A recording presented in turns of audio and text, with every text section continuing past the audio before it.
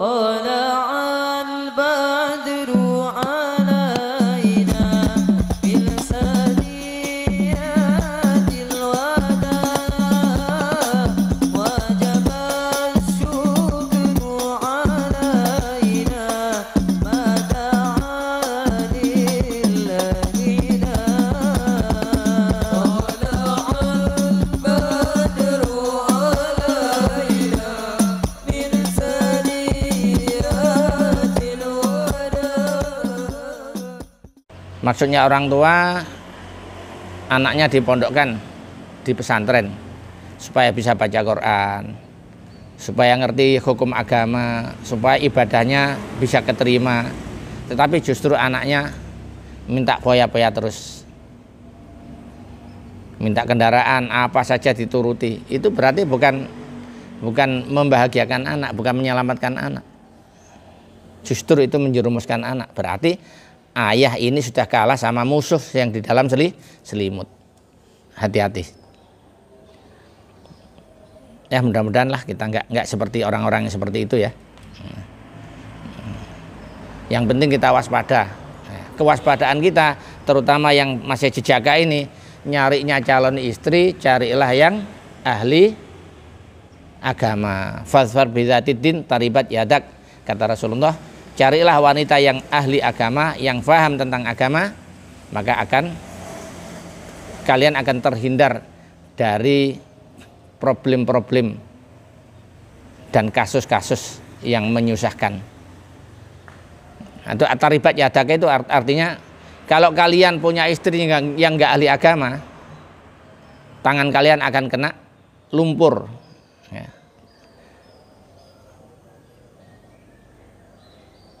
Akan selalu kena tanah, berarti selalu membawa kasus, membawa problem. Itu kalau nggak ngerti agama. Apa yang dipegang HP dengan remote. Dan kalau susah pegang HP dan remote. HP larinya kemana, SMS kemana, WhatsAppan kemana, yang akhirnya kalau sudah ketahuan, oh ternyata istri saya ini selingkuh. Ya. Tapi kalau ahli agama, ketika dia ada permasalahan rumah tangga, ketika susah, pasti ambil wudhu, baca Quran, sholat, hajat, sholat istikharah, dan pegang tasbih untuk berzikir kepada Allah. Itu kalau ahli agama. Nggak pegang remote dan HP. Ya, sebaliknya kan. Ya, makanya pesan Rasulullah taribat fazfar bizatidin, carilah wanita yang ahli agama, agama Islam maksudnya. Taribat yadaka. Kalau enggak, salah pilih, problem dan kasus yang akan kamu terima. Itu sudah pasti tuh sabda Rasul.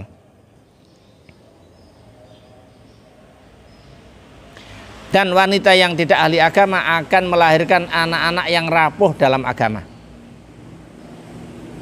Apa mak gak sama Quran anaknya gak ana sing ngurui, bapaknya megawe terus. Ayahnya kerja, anaknya di rumah, nggak ada yang mendidik tentang agama. Dan lingkungan juga tidak menjamin. Nauzubillah min dzalik ya. Iki sing joko-joko iki besok nek milih bojo ya.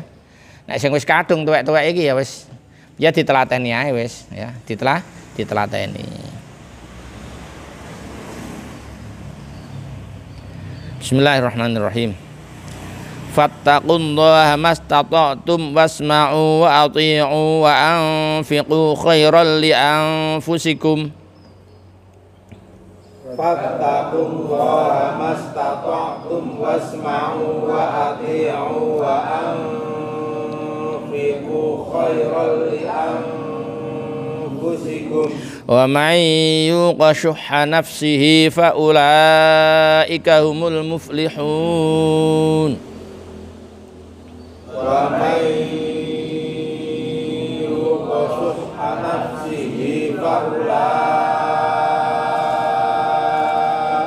humul muflihun. Setelah orang-orang yang enggak jadi hijrah tadi tahu kalau istri dan anaknya itu musuh, maka ada niatan tidak memberikan nafkah kepada anak dan istrinya. Oleh Allah niatan itu ditegur. Ya, yang penting kalian tetap takwa kepada Allah semampu kalian, dan dengarkan apa yang disabdakan atau disampaikan oleh Rasulku. Taatlah kepada Rasulku. Wa anfiku, tetap berilah belanja anak dan istrimu, karena itu lebih baik untuk kalian semua. Ya, wong nek gregeten ya ngono, gak tak kei blonjo kapok. Ya. Tapi itu enggak diperbolehkan oleh Allah. Barang siapa yang bisa mengendalikan watak kikirnya, maka orang-orang itulah tergolong orang-orang yang berbahagia. Dadi wis sing salah ya ben salah, tapi sampean aja katut salah. Istri sampean melarang sampean enggak boleh ikut hijrah, itu salah. Tapi sampean jangan ikut salah. Apa? Tidak mau memberikan nafkah, itu juga salah. Salah ditempukkan dengan salah. Salah double nanti dalam rumah tangga itu. Ya biarlah anak dan istrimu yang salah, tapi kalian jangan salah. Caranya gimana? Ya tetap takwa kepada Allah semampunya, mendengarkan apa yang disampaikan oleh Rasulullah, taat kepada Allah dan Rasulullah, tetap memberikan belanja kepada anak dan istrinya, itu yang benar. Ya. Supaya sampean jadi orang yang berbahagia, gimana caranya? Kendalikanlah watak kikirmu itu, kendalikan. Karena setiap manusia itu punya watak kikir, medit-meditil kayak kapsul pecah ya. Saking pahitnya kayak kapsul pecah, itu ada setiap manusia. Tapi itu harus dikelola dengan baik. Harus dimanajemen dengan baik. Kalau enggak, dari kikirnya untuk beli odol gosok giginya sendiri tuh eman. Wah, odol 50.000. Setelah digini-ginikan di mulut, dikemuri hilang, hanyut, rugi. Kalau 1 tahun berapa ini? Ya, orang kalau kikir itu mau beli odol eman-eman. Tapi kadang-kadang orang yang terlalu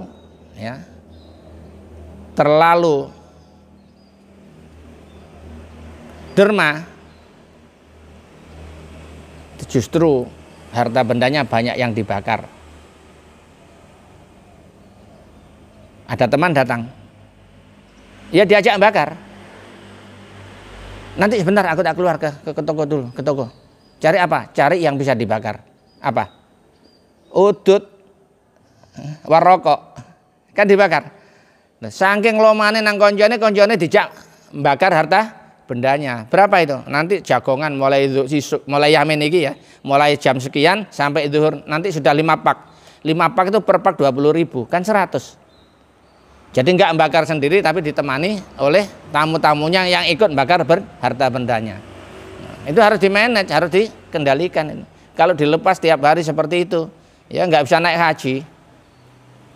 Kadang-kadang salahnya lagi, dia enak-enak merokok dengan teman-temannya, istrinya disuruh kerja. Nanti datang dimintai duit untuk beli rokok dan dibakar. Itu haram itu. Haram. Karena apa? Karena seorang suami harus memberi nafkah kepada istri, justru istri memberi nafkah rokok yang hasilnya cuma dibakar. Haram hukumnya ya.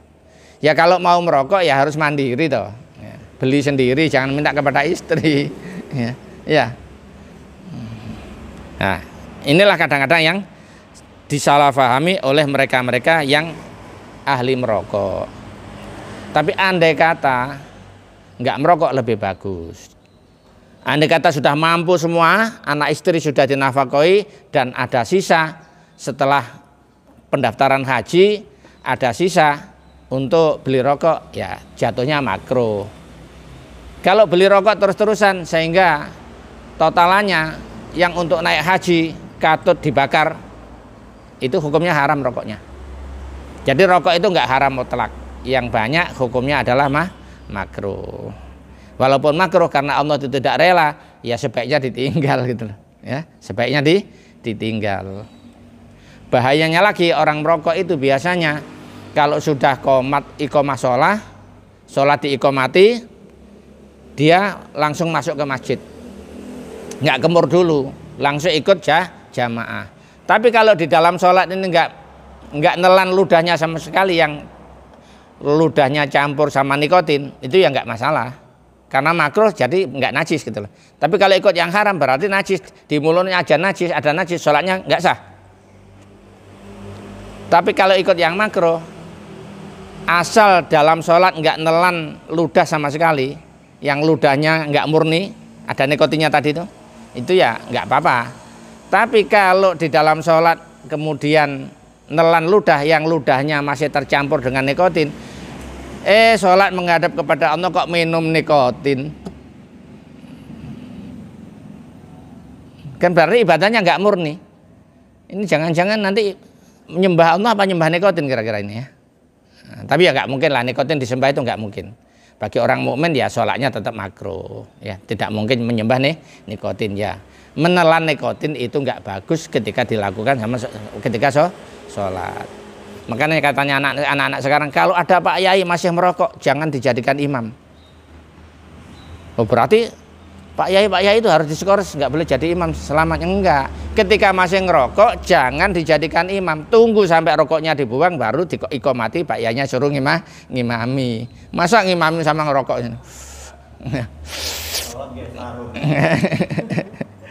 Lah rokok itu bahayanya lagi, kalau yang kretek nanti bisa bakar sarung. Sarungnya lobang-lobang. Akhirnya ketika sujud, nah pas lobangnya di belakang, ketepatan nggak pakai celana dalam. Nah ini rambutnya ada yang keluar lewat lobang rokok tadi itu. Itu batal sholatnya ya.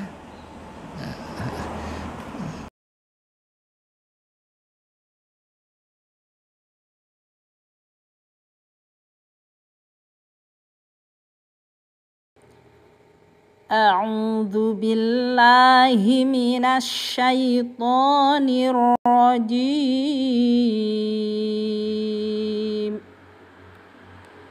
بسم الله الرحمن الرحيم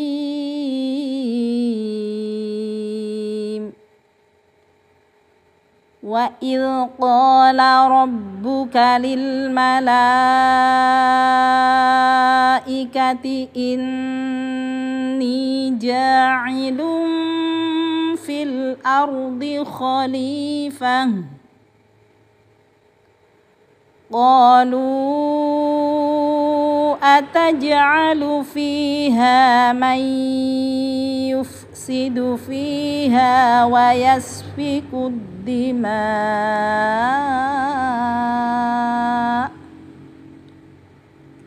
ونحن نسبح بحمدك ونقدس لك قال إني أعلم ما لا تعلمون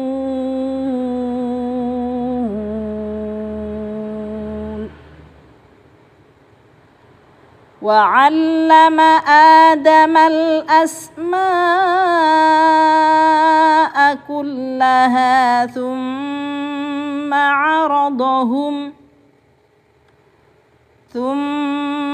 عرضهم على الملائكة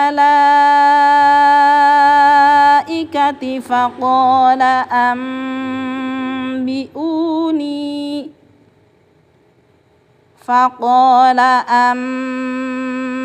أنبئوني بأسماء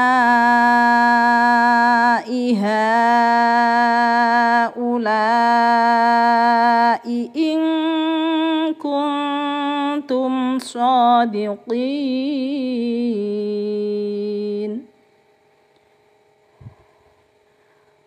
قالوا سبحانك لا علم لنا